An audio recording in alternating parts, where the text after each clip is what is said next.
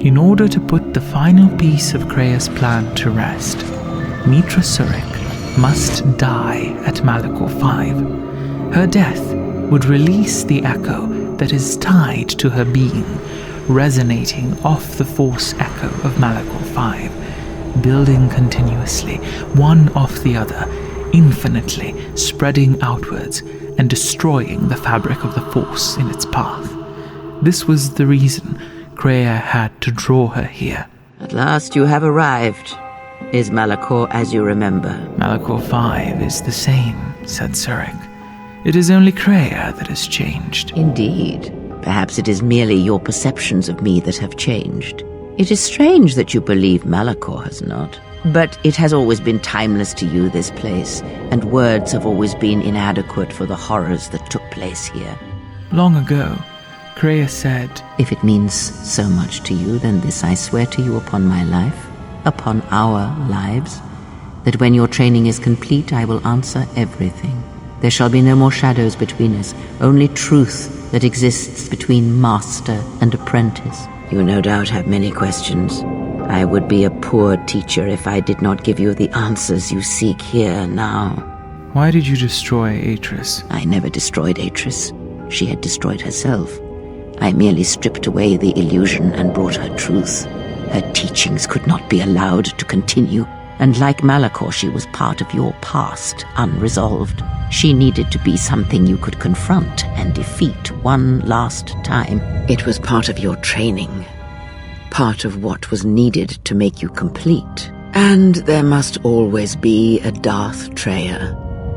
The galaxy needs its betrayers, especially in the times to come. She loved you, you know, as one loves a champion. You were all that she could not be. But in all her encounters with her, Atris never mentioned such feelings. Yes, it is all that is left unsaid upon which tragedies are built. More echoes traveling through the Force. She almost followed you into the Mandalorian Wars, though it would have betrayed everything she believed. Yet in not following you was the true betrayal.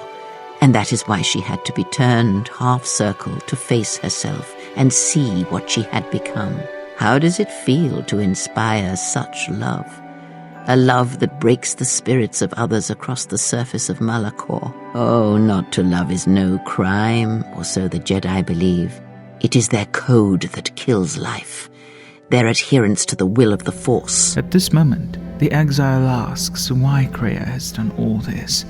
Why has she invested so much effort to bring the exile to this place? It is said that the Force has a will. It has a destiny for us all.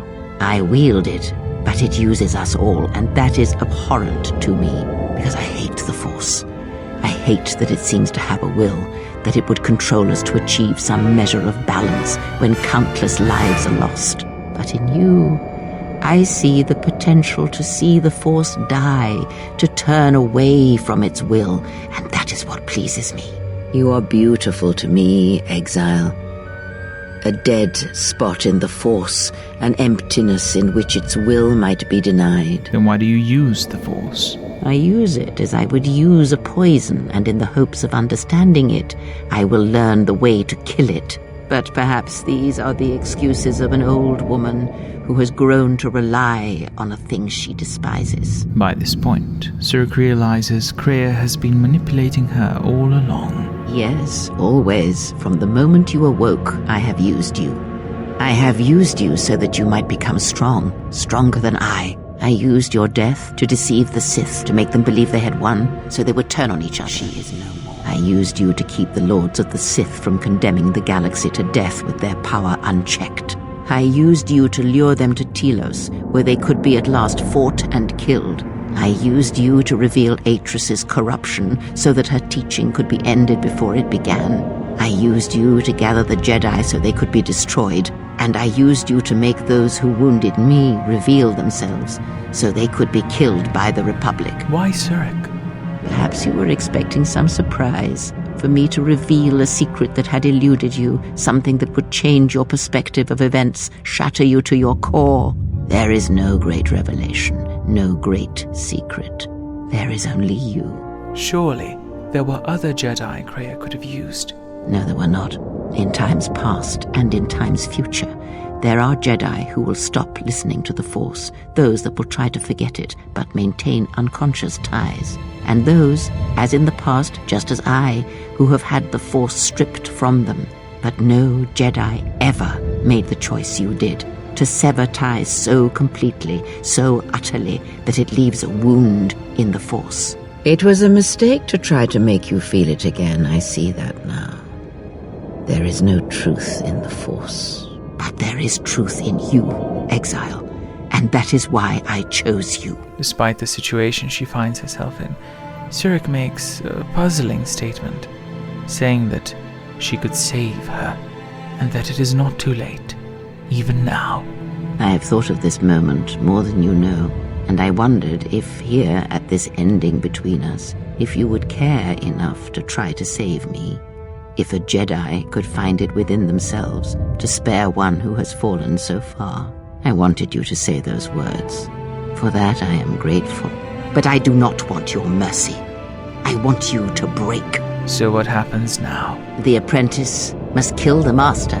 If you do not, I will kill you.